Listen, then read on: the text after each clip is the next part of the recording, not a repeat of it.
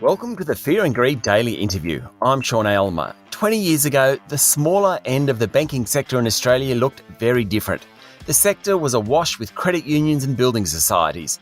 Fast forward to 2021, Teachers Credit Union is now Teachers Mutual Bank, Queensland Police Credit Union is now QBank, Heritage Building Society became Heritage Bank, Greater Building Society became Greater Bank, and the list goes on. Many of them found the change improved customer appeal, and they've also broadened the eligibility for people to bank with them. One of the banks to make the change was Defence Bank, formerly Defence Force Credit Union. Since changing in 2012, the bank's growth has accelerated and has now passed $3 billion in assets. David Marshall is the CEO of Defence Bank and my guest this morning. David, welcome to Fear and Greed. Morning, Sean, and hi to your listeners.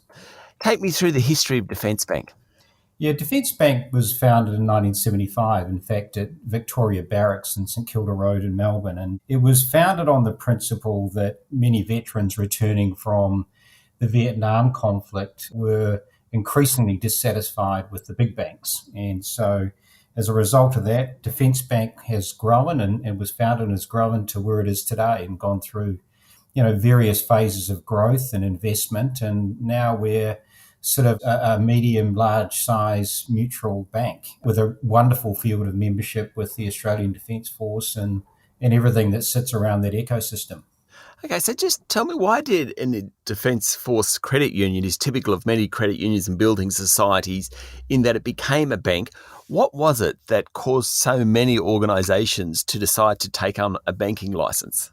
Yeah, look, I think there were a number of reasons, but I think the principal reason was that increasingly, I think society and the community were struggling to understand, what a credit union was, what a building society was, and how that all connected with what a bank was. And I think that the great thing about shifting to a bank, you remove that ambiguity or confusion, but you still maintain that wonderful virtue of being member-owned or customer-owned, and everything that we make goes back into products and services for our members or customers.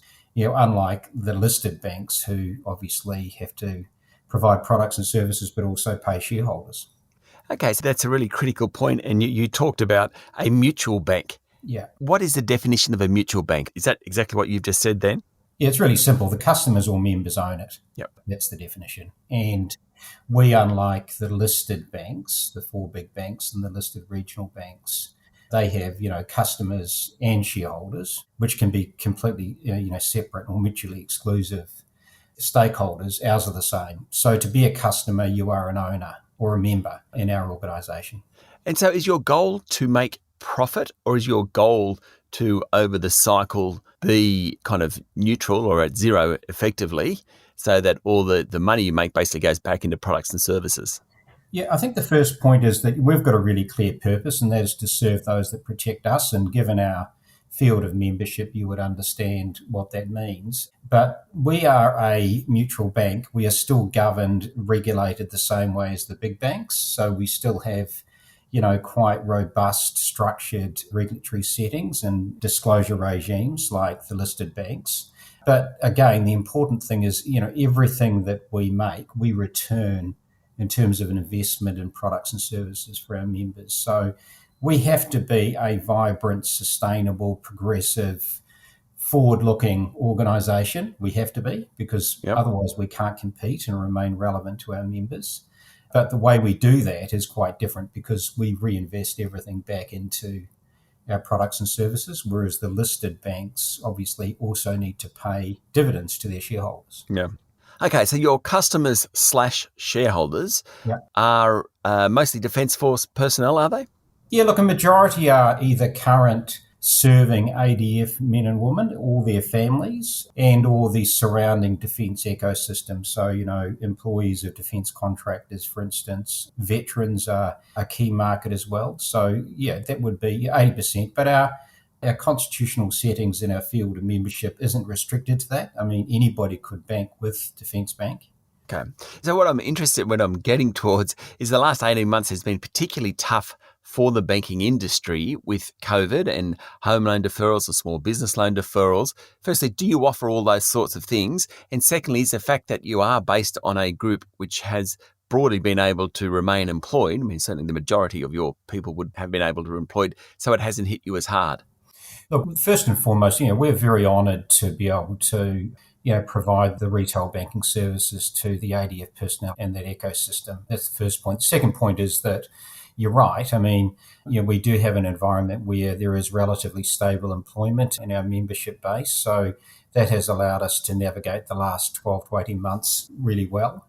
But we don't take that for granted for a minute. That's also allowed us to accelerate rapidly a number of our key strategic initiatives, and also to invest at record levels in technology and people and things to make sure that we keep pace with the developing needs of our members. Stay with me, David. We'll be back in a minute.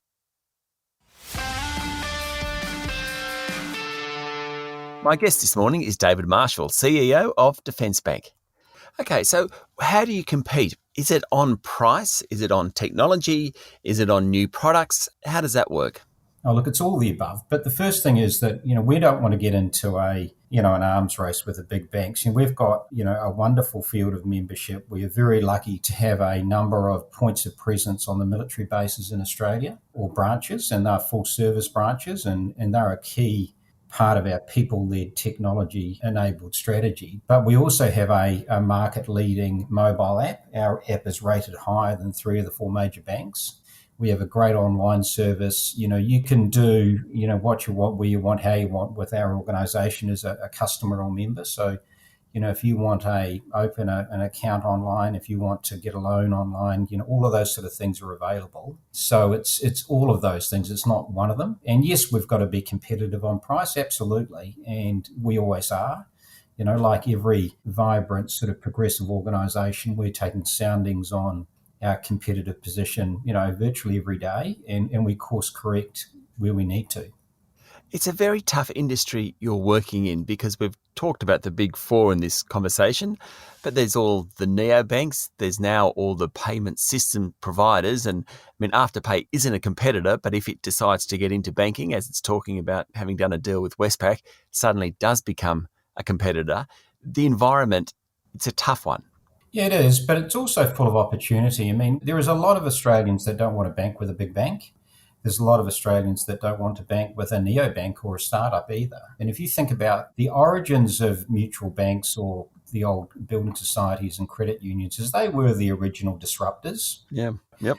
Up to 150 years ago, these organisations were founded to largely fill a void left by the big banks, who weren't providing the level of service and products to a lot of their customers. So disruption's not new to us. And I think the other thing is, on many of the recent market changes, we've actually been, not just Defence Bank, but the mutual banks have been ahead of the big banks, things like real-time payments and things. So I think that it's often, we've got to make sure that we're articulating those virtues. And look, yes, we've got to be competitive. There's a lot of noise out there, but at the end of the day, what you've got to do is, if you've got some points of difference in this environment, you've really got to leverage those and make sure that you bring the benefits of that to your customers or members.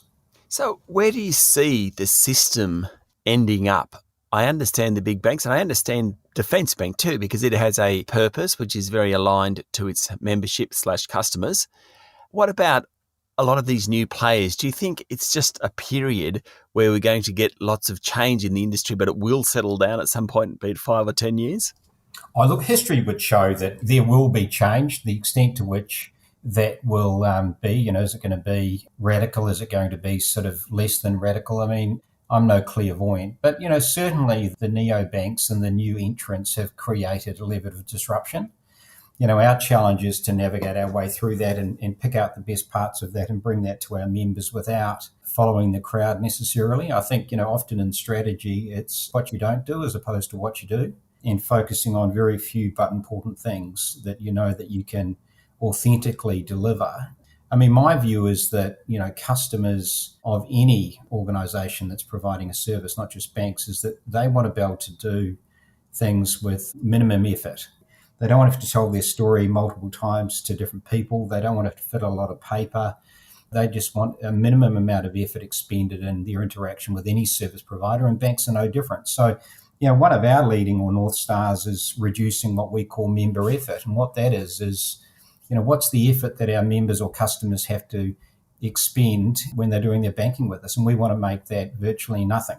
And that's a game that we think that we can win. David, what's your background? I'm just interested. Yeah, well, you might pick by the accent. I'm a Kiwi. Yeah, excellent.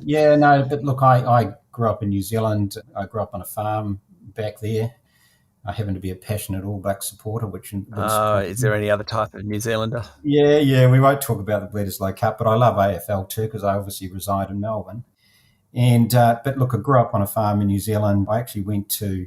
My undergraduate was in agriculture commerce, so I was probably going to head down that path in my earlier years, and then sort of navigated my way into, the big banks and had a very lengthy career there, and then joined the mutual banking movement about 6.5 years ago and really loving it. I think it came at a time when there was a lot of growing discontent with the major banks and the mutual banks. I think the results have been there to see that, they've grown extremely strongly in the past few years. But look, the challenge is always there. We're in a very competitive market. We're not sort of resting on the past. We're absolutely on our toes and making sure that we can compete and really focus on those things that we feel that we can do well, and being quite clear about what we can't do. Yep. And just providing that clarity to our people and, of course, our members. David, thank you for talking to Fear and Greed. That's great. Great to talk to you and your listeners. That was David Marshall, CEO of Defence Bank. This is the Fear and Greed Daily Interview. Join me every morning for the full Fear and Greed podcast with all the business news you need to know. I'm Sean Aylmer. Enjoy your day.